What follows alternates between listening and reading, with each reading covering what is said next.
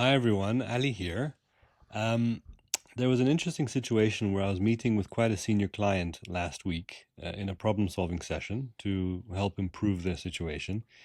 The issue that they were facing was that they're a consulting team, a very senior financial expert, CA, a very senior professional that has a lot of skills in terms of financial modeling and all the skill sets and the rules of how to manage financial transactions.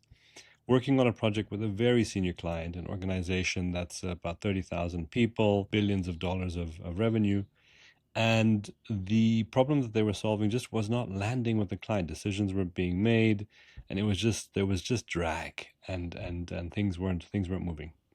So I had a conversation with them and realized that again, one of the biggest issues is that we often focus on three dimensions of success, but we forget the one that's actually in many ways most important, particularly in the age of AI. We have our functional expertise. In this case, it was finance. We have industry expertise. In this case, it was in the energy sector, looking at electrical utilities.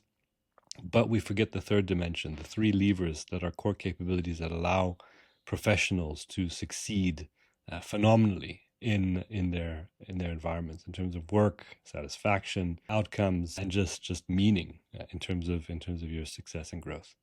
And what it turned out to be is that there was one specific lever out of three that was not working well. The professional had made a 150-page, very detailed, text-heavy report and hadn't really looked at the strategic clarity of what they were communicating. They hadn't defined the problem clearly, so we stepped back and did that. They hadn't broken it down into its components. They'd used a lot of strategic pitfalls, a lot of acronyms sounding smart, a lot of complexity, which didn't land well with the client. And we needed to step back to a new degree of simplicity, visualizing things in the right way, and making sure that the message was framed in the correct way, using various very simple tools and frameworks to do so.